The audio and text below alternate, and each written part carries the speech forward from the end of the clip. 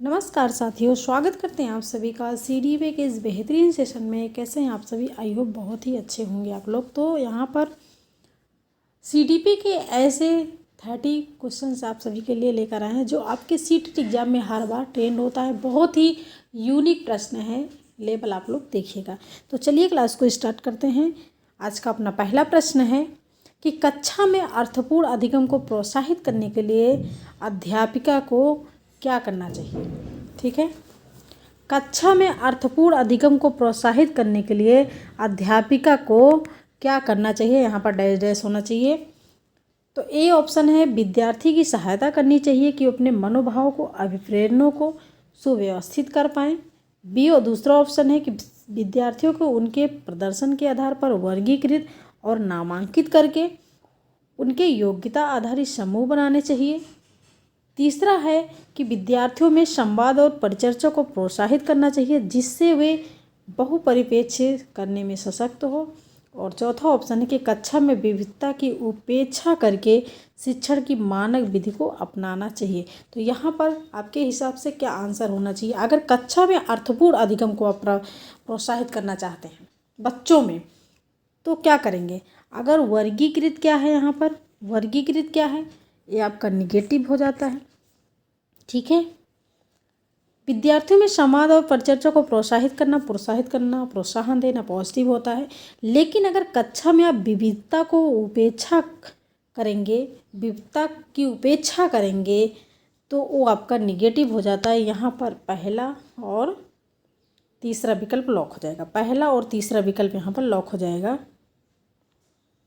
कि विद्यार्थियों की सहायता करनी चाहिए कि अपने मनोभाव को, अभिप्रेरणों को सुव्यवस्थित कर पाए। सी ऑप्शन यहाँ पर लॉक हो जाएगा। बिल्कुल, जिन्होंने सी ऑप्शन को लॉक किया है वो बिल्कुल सही है। प्रश्न नंबर 2 है कि निम्नलिखित में से कौन सा प्रभावशाली समस्या समाधान रणनीति का एक उदाहरण है।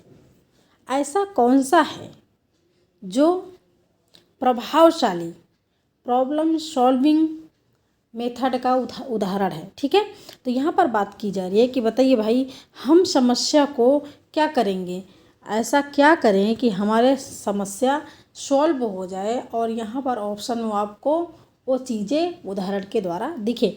तो ए ऑप्शन है कि साधन साध्य विश्लेषण, समस्या को अनेक उपलक्ष्यों में विभाजित करना, समाधान के मूल्यांकन पर बिल्कुल ध्यान नहीं देना, क्रियात्मक अन्यमता, एक वस्तु के केवल परंपरागत कार्य पर ध्यान देना, प्रतिक्रिया निर्धारण, समस्या प्रस्तुतिकरण के एक ही आयाम पर सीमित रहना। तो यहाँ पर ऐसा आपको कोई ऑप्शन मिल रहा है जिसमें समस्या समाधान यानी कि प्रॉब्लम सॉल्विंग मेथड दिखाई दे रहा है, उसका एग्जाम्पल है, ऐसा कुछ मिल रहा है। अगर हमारी कोई भी प्रॉब्लम होती है तो हम उसको क्या करते हैं, उसको हम सॉल्व करते हैं, है ना। जब सॉल्व करते हैं तो अगर हम उसको टुकड़ों में सॉल्व करते हैं तो सबसे बेहतर प्रॉब्लम सॉल्व हो जाएगी। तो यहाँ पर बात की जा रही है ए ऑप्शन की कि साधन साध्य विश्लेषण, समस्या को अनेक उपलक्ष्यों में विभाजित करना समस्या समाधान रणनीति का एक उदाहरण है। ए ऑप्शन यहाँ पर लॉक हो जाएगा। क्वेश्चन का लेवल थोड़ा सा कठिन लग रहा होगा आप लोग को, लेकिन बिल्कुल भी कठिन नहीं है।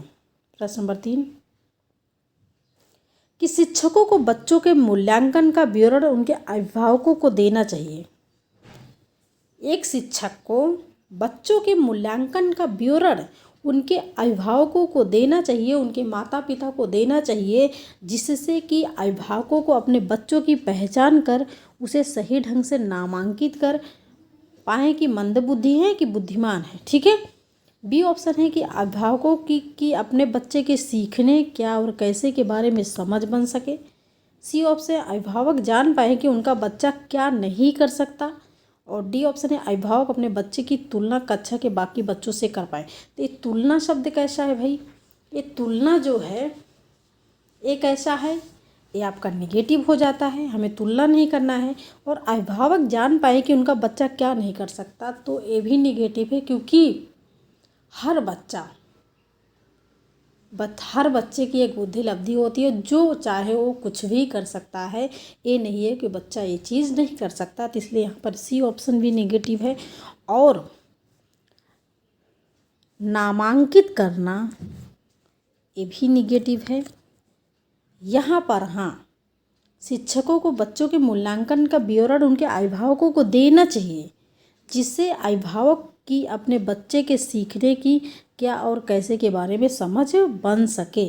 ठीक है, बी ऑप्शन यहाँ पर लॉक हो, बी ऑप्शन। प्रश्न नंबर 4 को देखिएगा, जो कि अभिकथन से है। यहाँ पर अधिकथन हो गया, टाइप मिस्टेक हो गया, अभिकथन। ठीक है, अभिकथन से प्रश्न है कि एक संरचनात्मक अध्यापिका बच्चों को ज्ञान के लिए विविध स्रोतों को खोजने और सिर्फ पाठ्यपुस्तक पर निर्भर न रहने के लिए प्रोत्साहित करेगी। बिल्कुल सही।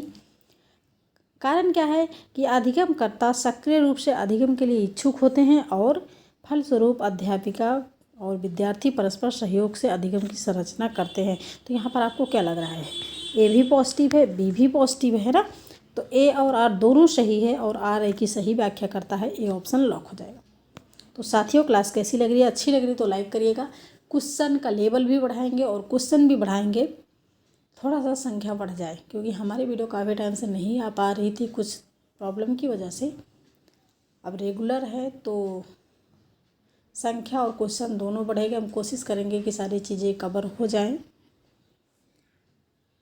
तो आप लोग क्लास को, वीडियो को लाइक कर दीजिए, शेयर कर दीजिए अपने दोस्तों में, अपने फैमिली में जो लोग इच्छुक हैं, सीटेट की तैयारी कर रहे हैं। प्रश्न नंबर 5 को देखिएगा। अभिकथन से प्रश्न है कि आर्थिक रूप से निम्न आय वाले परिवारों को एकदम कंसंट्रेशन के साथ देखिएगा, क्योंकि क्वेश्चन को ध्यान से अगर आप देखेंगे तो सारी चीज़ें क्लियर हो जाएंगी। ज़रा से भी क्वेश्चन इधर उधर हुआ तो तुरंत ऑप्शन मिस्टेक, गलत हो जाएगा। तो अभिकथन से प्रश्न है। अभिकथन ये कह रहा है कि आर्थिक रूप से निम्न आय वाले परिवारों के बच्चों का बचपन उच्च आय वाले, आय का मतलब जो पैसा होता है, जो इनकम होता है, परिवारों के बच्चों की तुलना में बहुत अलग होता है। क्या सच में ऐसे होता है? कारण क्या है कि अलग अलग संस्कृतियों में बच्चों द्वारा बचपन का काल अलग अलग अनुभव किया जाता है। सही विकल्प चुनें। बिल्कुल सही। बड़े परिवारों को बच्चे का जो अनुभव होता है वो अलग होता है, और जो निम्न होते हैं, जो छोटे आय वाले परिवार के बच्चे होते हैं, उनका अनुभव अलग होता है। हम लोग खुद मिडिल परिवार से हैं तो हमारा अपना जो एक्सपीरियंस है वो अलग होगा। तो सारी चीज़ें होती है। तो यहाँ पर ए और आर दोनों सही है तथा आर ए की सही व्याख्या करता है। बिल्कुल सही है। ए ऑप्शन यहाँ पर सही हो जाएगा। ठीक है, ए ऑप्शन यहाँ पर सही हो जाएगा।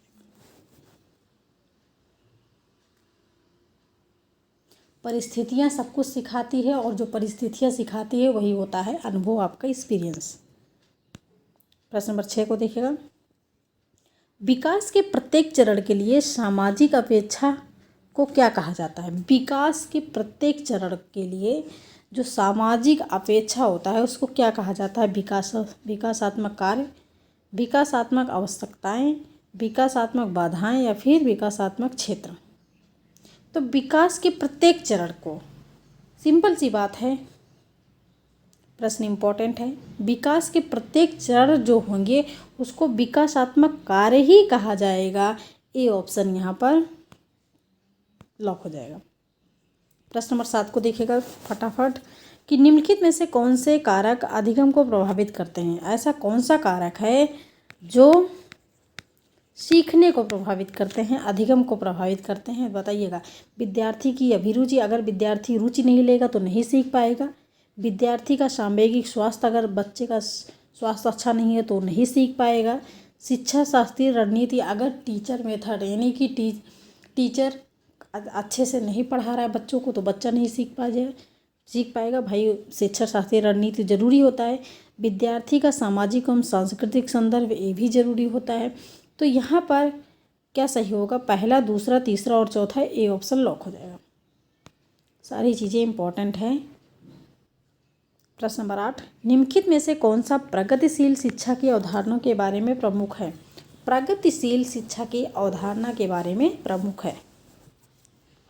देखिएगा, लॉक करिएगा।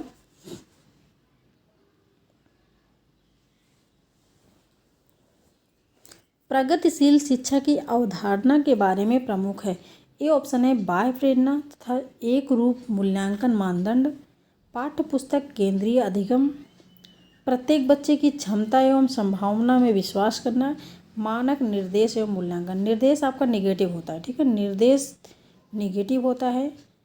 और यहाँ पर हो जाएगा, जब बात की जा रही है प्रगतिशील शिक्षा की अवधारणा के बारे में, तो प्रत्येक बच्चे की क्षमता एवं संभावना में विश्वास करना, सी ऑप्शन लॉक हो जाएगा।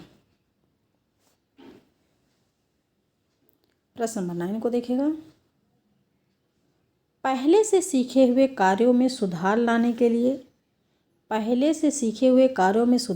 के लिए शिक्षक बच्चों को प्रदर्शन देकर सिखा रहा है। वह शिक्षण की कौन सी विधि का प्रयोग कर रहा है, यहाँ पर होना चाहिए वह शिक्षण की कौन सी विधि का प्रयोग कर रहा है। पहले से, जो चीज़ हम पहले से सीखे हैं, ठीक है, समझ लीजिए कि एग्जाम्पल के तौर पे कि पियाजे का संज्ञानात्मक विकास का सिद्धांत हम पहले से हमको आता है, लेकिन अगर हम आपको बता रहे हैं तो आप जो है और अच्छे से सीख गए। जब और अच्छे से सीख गए तो शिक्षण की कौन सी विधि का प्रयोग कर रहा है भाई, वो टीचर जो है शिक्षण की कौन सी विधि का प्रयोग कर रहा है? क्या अवलोकन कर रहा है, संशोधन कर रहा है, प्रतिरूपण कर रहा है, फिर अनुकरण कर रहा है? बताइए क्या होगा यहाँ पर? अनुकरण तो तब होगा जब शिक्षक आगे आगे पढ़ा रहा है और पीछे से आप पढ़ रहे हैं, ठीक है। लेकिन जो चीज़ आप पहले से सीखे हैं और शिक्षक उसको अपने तरीके से और अच्छे से प्रदर्शन करके आपको सिखा रहा है, तो आपका हो गया वो ऑब्जर्वेशन, ठीक है, ऑब्जर्वेशन हो गया। यहाँ पर ए ऑप्शन सही हो जाएगा, जिसको बोलेंगे अवलोकन। क्लियर? ए ऑप्शन सही हो जाएगा। प्रश्न नंबर 10, बच्चों के बारे में निम्नलिखित में से कौन सा कथन सही है? पॉजिटिव के साथ पॉजिटिव लॉक करिएगा कि कौन सा कथन सही है। बच्चे जानकारी के निष्क्रिय प्राप्त करता है, बच्चे समस्या समाधान करता है, बच्चे वैज्ञानिक शोध करता है, बच्चे व्याकरण के सक्रिय अन्वेषक हैं। बताइए क्या यहाँ पर लॉक होगा? निष्क्रिय निगेटिव, बच्चे समस्या का समाधान भी कर लेते हैं, बिल्कुल सही। बच्चे वैज्ञानिक शोध करता है, भाई जो वैज्ञानिक बने हैं एक टाइम में बच्चे तो होंगे वो, है ना, बच्चे से ही बड़े बने हैं। बच्चे व्याकरण के सक्रिय हैं, तो इसलिए यहाँ पर बी, सी और डी को लॉक करिएगा। बी, सी और डी, डी ऑप्शन यहाँ पर लॉक होगा। प्रश्न नंबर 11, पियाजे के अनुसार विकास की पहली अवस्था 0 से 2 वर्ष, जिसको बोला जाता है संवेदी गामक अवस्था, इंद्रिय गामक अवस्था, ठीक है। पियाजे के अनुसार विकास की पहली अवस्था जन्म से 2 वर्ष की अवधि में बच्चा सीखता है। कैसे सीखता है? इंद्रियों के प्रयोग द्वारा, निष्क्रिय शब्दों को समझने के द्वारा, अमूर्त चिंतन द्वारा, भाषा द्वारा। अच्छा बताइए किसकी बात की जा रही है? 0 से 2 वर्ष। फर्स्ट स्टेज 0 से 2 वर्ष, इंद्रिय गामक अवस्था। 0 से 2 वर्ष का बच्चा क्या शब्दों को समझने लगेगा? क्या नहीं। चिंतन करेगा, वो कल्पना कर सकता है? नहीं कर सकता। भाषा के द्वारा वो बोल सकता है, सीख सकता है? नहीं कर सकता। वो कर सकता है तो अगर उसको भूख लगी है तो उसको रोना आएगा, है ना, रोना स्टार्ट कर देगा। कुछ उसका दर्द हो रहा है तो उस पर वो हाथ को टच करेगा, ठीक है। तो इंद्रियों के प्रयोग द्वारा, इंद्रियों और नाक कान आँख के द्वारा ही सारी चीज़ें सीखता है, क्योंकि फर्स्ट स्टेज जो होगी 0 से 2 वर्ष की बात यहाँ पर की जा रही है। ए ऑप्शन लॉक हो जाएगा। प्रश्न नंबर 2 को देखिएगा। व्यक्तिक विभिन्नता का अर्थ होता है कि 2 व्यक्ति में केवल शारीरिक रूप से अलग हों, केवल मानसिक रूप से अलग हों, शारीरिक और मानसिक दोनों रूप से अलग हों, उपयुक्त में से कोई नहीं। व्यक्तिक विभिन्नता, इंडिविजुअल डिफरेंस का मतलब होता है कि 2 व्यक्ति हो, चाहे जुड़वा हों या फिर अलग अलग हों, दोनों में शारीरिक एवं मानसिक दोनों रूप से अलगाव होता है उसमें, ठीक है। दोनों रूप से अलगाव होता है, तो यहाँ पर सी ऑप्शन लॉक हो जाएगा। चाहे जुड़वा बच्चे हों या फिर क्लास में जितने भी बच्चे हों, सभी एक दूसरे से अलग होते हैं क्योंकि उनमें व्यक्तिगत विभिन्नता पाई जाती है। सी ऑप्शन लॉक हो जाएगा। प्रश्न नंबर 13, विकास कभी ना समाप्त होने वाली प्रक्रिया है। यह विचार निम्नलिखित में से किस सिद्धांत पर आधारित है। आपने पढ़ा है विकास कभी नहीं समाप्त होती है, जीवन पर्यंत निरंतर चलने वाली प्रक्रिया है। तो आपको क्या मिल गया, जब विकास कभी समाप्त ही नहीं होता है, हम जन्म से लेकर मृत्यु तक कुछ ना कुछ सीखते रहते हैं, उसी को विकास कहते हैं।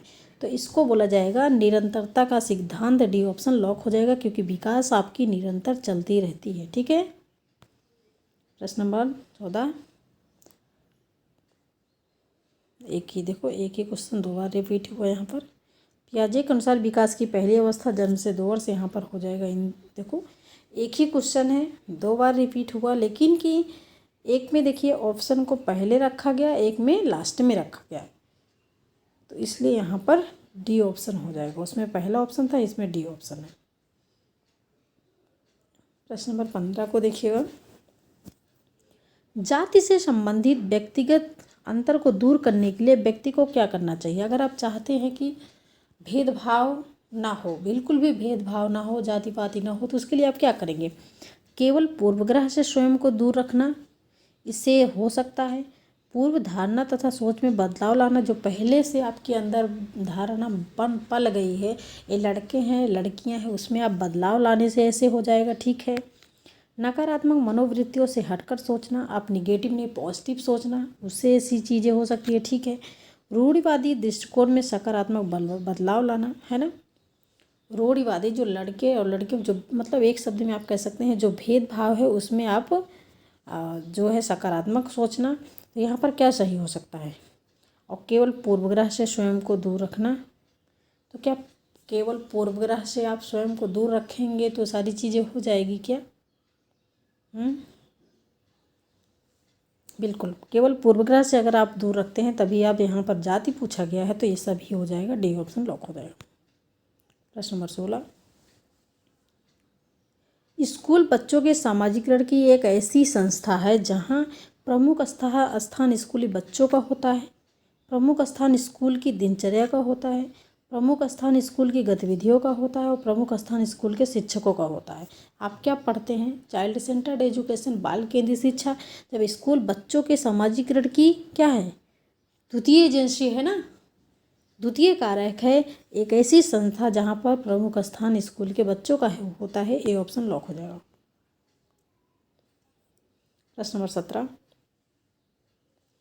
पियाजे के अनुसार बच्चों का चिंतन जो होता है वयस्कों से डॉट डॉट में भिन्न होता है, बजाय किसमें, मात्रा में कि प्रकार में, आकार में या फिर मूर्त परकता में। प्रकार, मात्रा, आकार, किसमें भिन्न होता है। तो पियाजे के अनुसार बच्चों का जो चिंतन होता है वयस्कों से मात्रा में भिन्न होता है बजाय प्रकार के। ठीक है।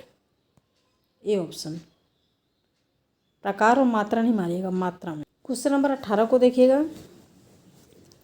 वाइगोस्की के सामाजिक विकास सिद्धांत में 3 प्रमुख विषय हैं, कौन कौन से बताइए, कौन कौन से हैं 3 प्रमुख विषय, कौन कौन से हैं। वाइगोस्की में आप जब सामाजिक की बात की जाती है तो सामाजिक सांस्कृतिक सिद्धांत किसने दिया था, वाइगोस्की ने दिया था। ZPD का सिद्धांत, जोन ऑफ प्रॉक्सिमल डेवलपमेंट, समीपस्थ का सिद्धांत किसने दिया था, वाइगोस्की ने दिया था।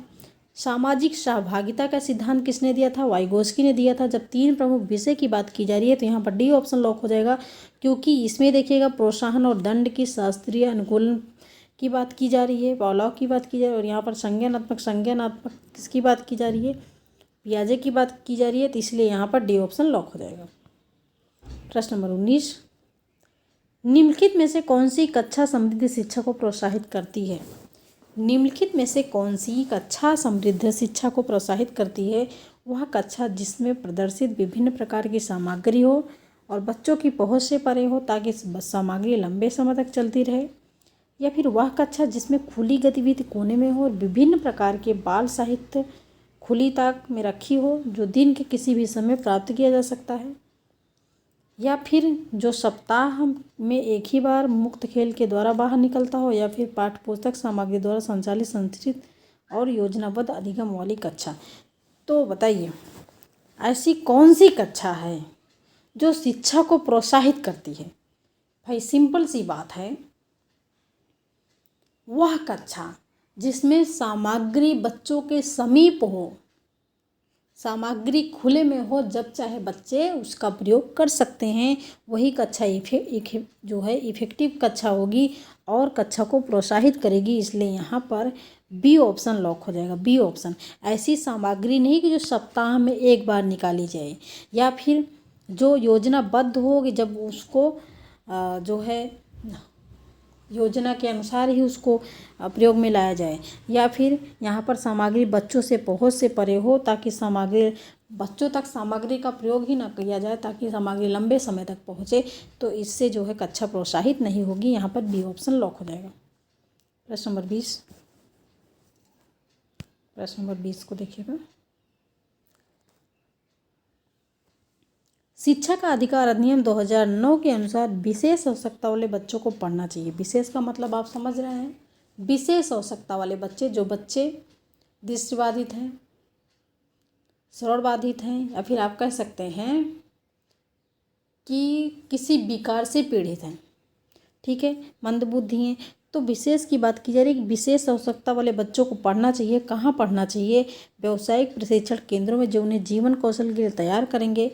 घर पर माता पिता के देखभाल में जो उन्हें आवश्यक उपलब्ध कराएं सहायता, खासतौर पर उन्हीं के बनाए गए विशेष विद्यालयों में, या फिर समावेशी शिक्षा व्यवस्था में, इस प्रावधान के साथ कि उनकी व्यक्तिगत आवश्यकताओं की पूर्ति है। जी हाँ, बिल्कुल। शिक्षा का अधिकार अधिनियम आरटी एक्ट के अनुसार विशेष आवश्यकता वाले बच्चों को भी सामान्य बच्चों के साथ पढ़ना चाहिए। कहाँ? समावेशी कक्षा में, ठीक है। डी ऑप्शन यहाँ पर लॉक हो जाएगा। प्रश्न नंबर 21, ठोस वस्तुओं पर आधारित मानसिक संक्रिया के परिणाम स्वरूप समस्या समाधान पियाजे के संज्ञानात्मक विकास की कौन सी अवस्था को प्रदर्शित करता है? समस्या समाधान, जब बच्चा समस्या का समाधान करना स्टार्ट कर देता है, तो पियाजे की कौन सी अवस्था को प्रदर्शित करता है? संवेदी में तो करेगा नहीं बच्चा। पूर्व संक्रियात्मक अवस्था 0 से 2 वर्ष संवेदी, और 2 से 7 वर्ष, 2 से 7 वर्ष का भी बच्चा समस्या समाधान नहीं कर पाएगा। और सी ऑप्शन है मूर्त संक्रियात्मक अवस्था 7 से 11। जी हाँ, बिल्कुल 7 से 11 वर्ष में बच्चा समस्या समाधान करना स्टार्ट कर देता है। सी ऑप्शन लॉक हो जाएगा। प्रश्न नंबर 22 को देखिएगा। निम्नलिखित में से कौन सी रंगीन चित्रों एवं बड़े अक्षरों में मुद्रित बड़ी पुस्तक के उपयोग के बारे में सही नहीं है? निगेटिव पूछा गया, निगेटिव को लॉक करिएगा।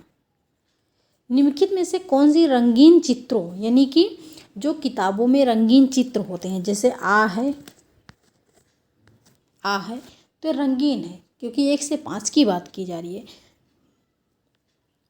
और मुद्रित बड़ी पुस्तक के उपयोग के बारे में सही नहीं है, ऐसा कौन सा है जो निगेटिव पूछा गया है, सही नहीं है? तो यह एक ऐसा सृजनात्मक एवं कलात्मक अधिगम प्रदान करती है जिससे अधिक प्रतिक्रिया देते हैं, ठीक है। अगर बड़े बड़े अक्षरों में लिखा रहेगा, रंगीन पुस्तक होगी, तो ज़्यादा इफेक्टिव होगी, बच्चे उसको ज़्यादा देखेंगे, जल्दी उनको याद होगा। और यहाँ पर पूछा गया कि ऐसा कौन सा है जो इसके बारे में निगेटिव है, ठीक है। यह एक ऐसा बाल केंद्रित वातावरण प्रदान करती है जिससे अमूर्त संकल्पनाएं पठन सामग्री चित्रों द्वारा सांकेतिक रूप से दर्शाई जाती हैं। बिल्कुल सही। चित्र देखकर ही बच्चे समझ जाते हैं कि इसकी पूरी कहानी किस पे डिपेंड है, ठीक है। ये भी ठीक है, पॉजिटिव है भाई, ये भी पॉजिटिव है, ये भी पॉजिटिव है। यह साक्षरता अभ्यास के साथ साथ भाषा अर्जन के लिए संदर्भ प्रदान करती है, ठीक है। यह पाठ्यक्रम की पुस्तकों से अच्छी है तथा कक्षावार पाठक या विद्यार्थियों के रूप में पाठ से जुड़े अभ्यासों से मुक्त है। तो यही आपका क्या हो जाएगा? यह पाठ्यक्रम की पुस्तकों से अच्छी है तथा कक्षावार पाठक या विद्यार्थियों के रूप में पाठ से जुड़े अभ्यासों से मुक्त है, या फिर यह साक्षरता अभ्यास के साथ साथ भाषा अर्जन के लिए संदर्भ प्रदान करती है। यहाँ पर क्या होना चाहिए? सी होना चाहिए कि डी होना चाहिए? सबसे ज़्यादा पॉजिटिव क्या है और निगेटिव क्या है, क्योंकि यहाँ पर निगेटिव पूछा गया है।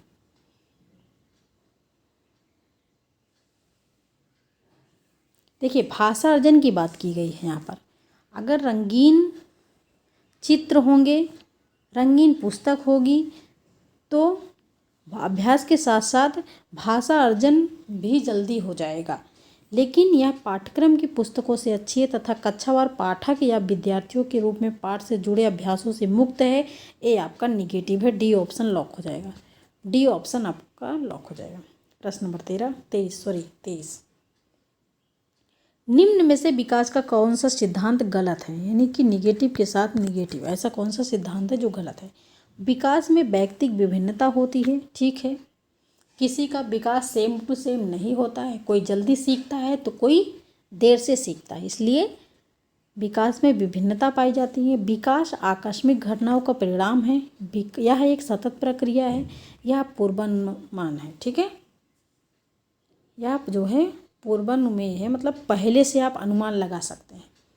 बच्चे को देखकर, बच्चा छोटा है तो बच्चे को देखकर, उसकी प्रतिक्रिया को देखकर आप ये अनुमान लगा सकते हैं कि आगे चल के बच्चा क्या करने वाला है, ठीक है। बिल्कुल ठीक, ये भी ठीक है।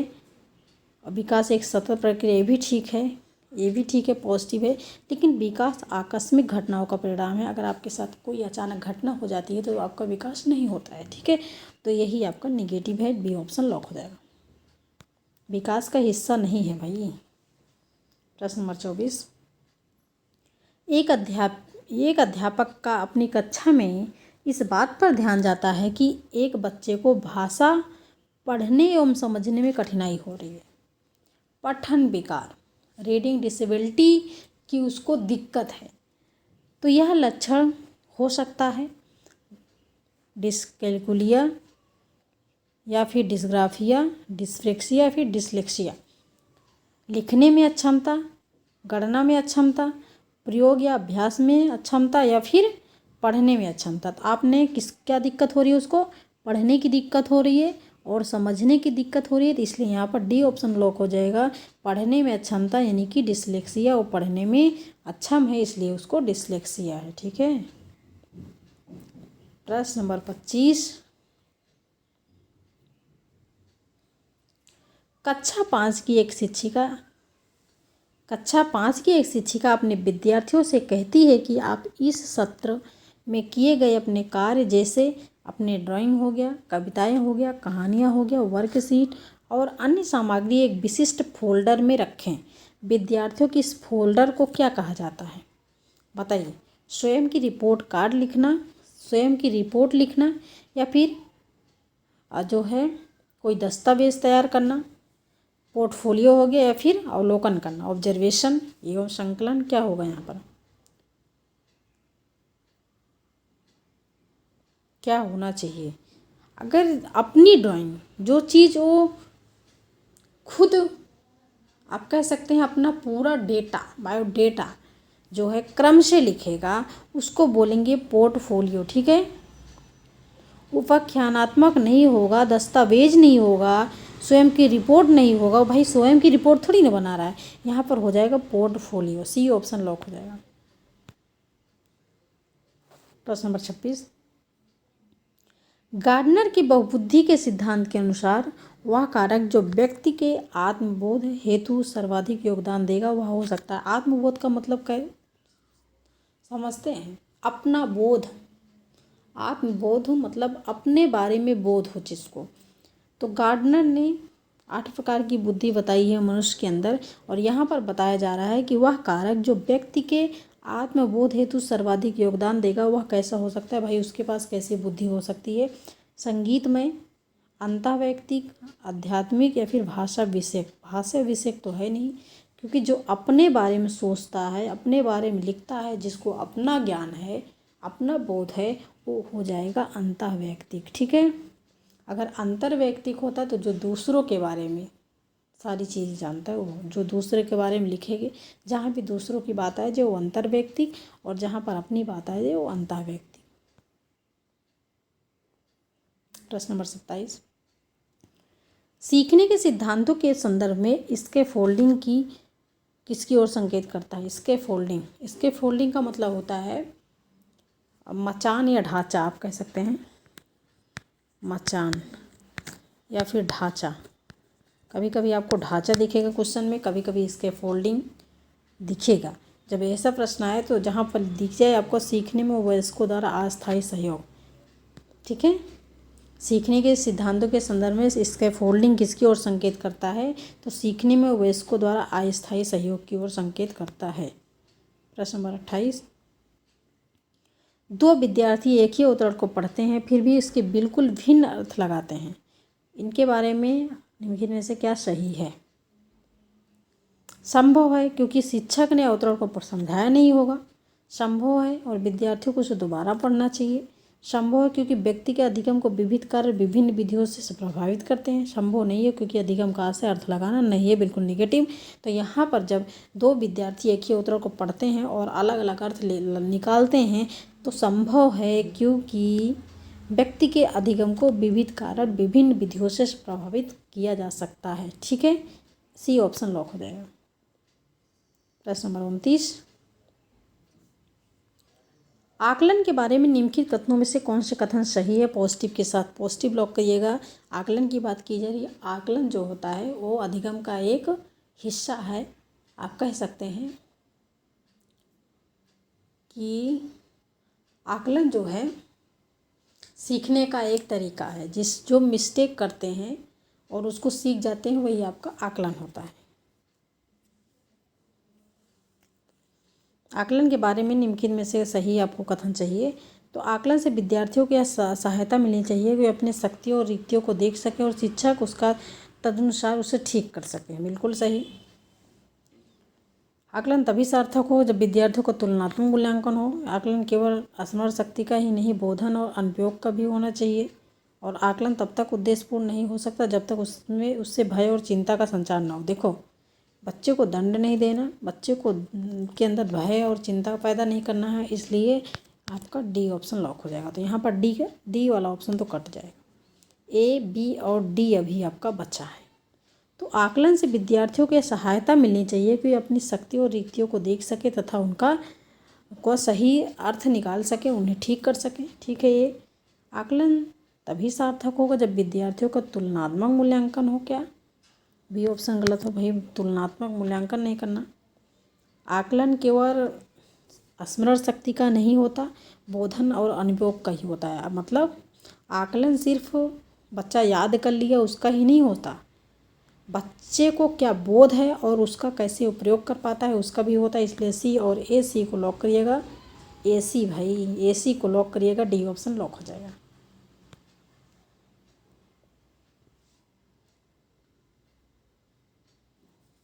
सामयिकी शिक्षा इंगित करती है। सामयिकी शिक्षा का मतलब होता है समावेशी शिक्षा। सामयिकी शिक्षा का मतलब होता है समावेशी शिक्षा। सभी बच्चों के लिए एक समान शिक्षण विधि होगा कि सामान्य बच्चों और भिन्न रूप से योग्य बच्चों के लिए एक ही स्कूल, सामान्य बच्चों और भिन्न रूप से योग्य बच्चों के लिए पृथक स्कूल और सामान्य बच्चों एवं भिन्न रूप से योग्य बच्चों के लिए एक समान सुविधा। तो यहाँ पर बात की जा रही है समय की शिक्षा इंगित करती है कि सामान्य एवं विशिष्ट बच्चों के लिए एक ही स्कूल होना चाहिए। बी ऑप्शन लॉक हो जाएगा, ठीक है। पृथक यहाँ पर है और यहाँ पर बात की जा रही है शिक्षण विधि की, यहाँ पर एक समान सुविधा की, और सुविधा नहीं स्कूल की बात की जा रही है, यहाँ पर बी ऑप्शन लॉक हो जाएगा। तो साथियों, ये थे आज के 30 प्रश्न। आपको क्लास कैसी लगी? अच्छी लगी तो लाइक करिएगा एंड शेयर करिएगा अपने दोस्तों में, और चैनल को सब्सक्राइब जरूर करिएगा। Thanks for watching video. This is Sadhana Tyagi expert classes. और अपना स्कोर जरूर बताइएगा कि इन 30 प्रश्नों में आपने कितना स्कोर किया।